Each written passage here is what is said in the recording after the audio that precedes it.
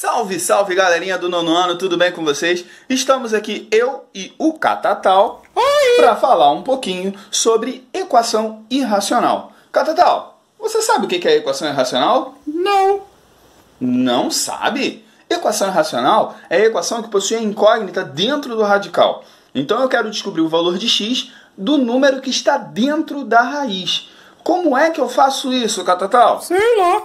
Não faz essa cara de fofo, eu sei que você sabe como se faz. Para a gente descobrir a incógnita dentro o valor da incógnita dentro da raiz quadrada, basta extrair a raiz quadrada. E para extrair a raiz quadrada, o que eu vou fazer? Alguém sabe? Eu sei, deixa eu falar. Você sabe, Catatal? O que eu tenho que fazer? É só aplicar a propriedade inversa. Muito bem. Eu preciso aplicar a propriedade inversa. Eu preciso aplicar a propriedade inversa da radiciação para que a raiz quadrada deixe de existir. Ou seja, eu preciso pegar a minha raiz quadrada e elevar ao quadrado. E se for raiz cúbica, o que eu faço, Catatal?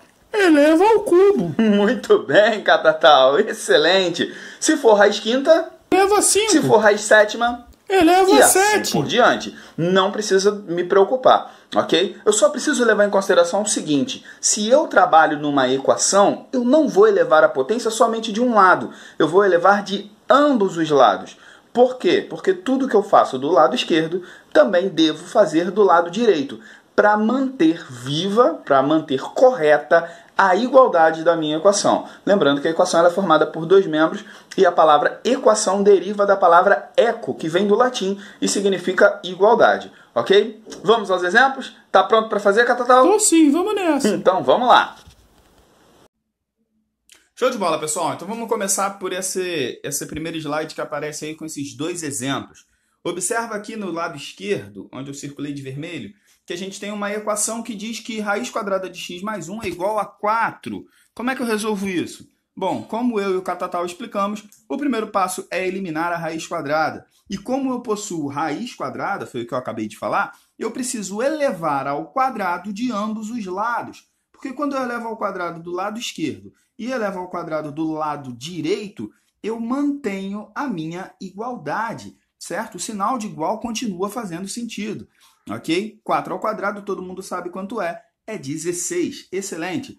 A questão agora é a raiz quadrada de mais 1 ao quadrado.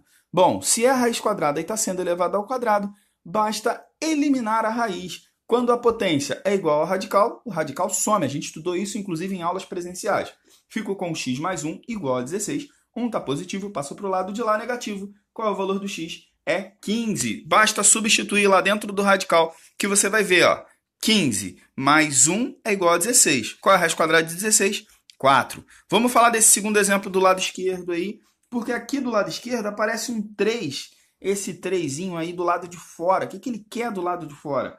Bom, gente, eu não consigo resolver se tiver um 3 aqui atrapalhando a minha vida. O que eu vou fazer com esse 3? Eu vou jogar para o outro lado, vou jogar ele para o lado direito. Ah, mas ele é incógnito, ele não é incógnito. Não interessa. Eu quero radical num canto e o que não é radical no outro canto. Então, peguei o meu 3 e joguei para o lado de lá. Fiquei com 10 menos 3, que adivinha quanto dá? 7.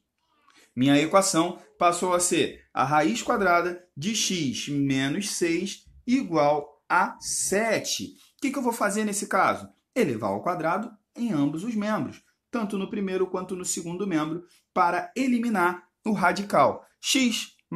Raiz quadrada de x menos 6 ao quadrado é igual ao próprio x menos 6. E 7 ao quadrado dá 49. Letra para um lado, número para o outro, ficou com x igual a 45. Achei o valor do meu x. Beleza, pessoal?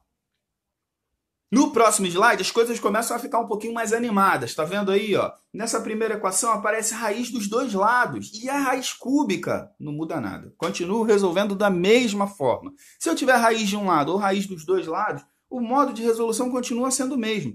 Eu elevo ao quadrado, eu elevo ao cubo, eu elevo a quinto, eu elevo o expoente, o índice que for da raiz vai ser o meu expoente do lado de fora. Então ali aparece raiz cúbica de 5x mais 2 igual a raiz cúbica de 3x mais 2 aqui em cima, tá vendo?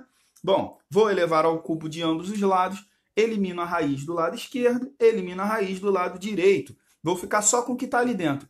5x mais 2 igual a 3x mais 12. Virou uma equação do primeiro grau. Na verdade, gente, a equação irracional, ela tem mais características de equação do primeiro grau do que do segundo grau. A gente se depara muito com equações do primeiro grau aí e resolvem elas o tempo todo.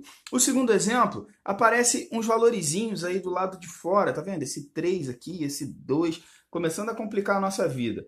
O que acontece quando isso... O que eu faço quando isso acontece? Não sei se vocês lembram, mas antes da gente entrar de quarentena, eu falei com vocês que o radical, ele era tipo x, certo? Então, se eu tenho 3x ao quadrado, o que você faz? Você eleva primeiro o 3, que vai dar 9, depois o x ao quadrado, que dá o próprio x ao quadrado. Não foi isso que você aprendeu no ano passado com o professor Michel? Em questão de radical, é exatamente a mesma coisa. Eu elevo tudo isso daqui ao quadrado. Quanto é 3 ao quadrado? 9. E a raiz quadrada? A raiz quadrada eu elimino. Fico com 3x menos 2. E aí a gente aplica a propriedade da distributiva. 9 vezes 3, 27. 9 vezes 2, 18. Virou novamente uma equação do primeiro grau. X é igual a 2. É a solução para esta equação irracional. Fácil, fácil, mole, mole, né, pessoal? Bom, aqui nesse exemplo, a gente já começa a trabalhar com um pouquinho de equação do segundo grau.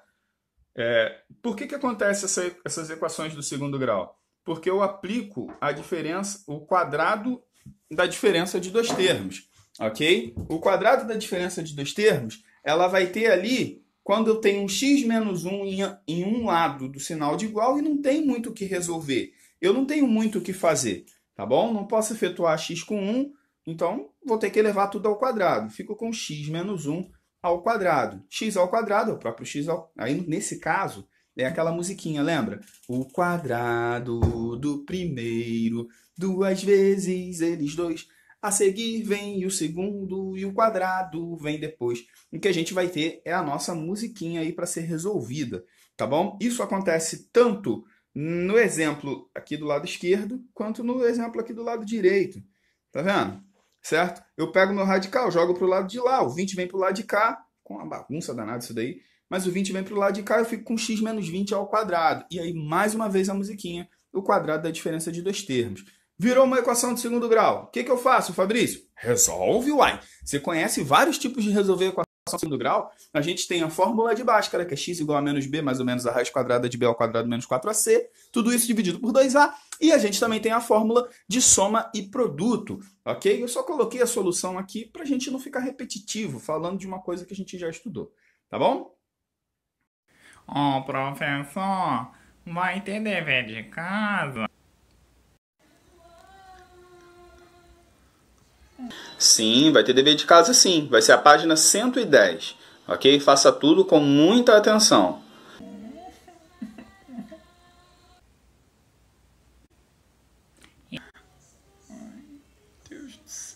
E qual é o número do seu telefone mesmo? O número do meu telefone é 975787350. Qualquer dúvida é só me chamar no WhatsApp, ok? Tenham todos uma excelente semana. Beijo, tchau.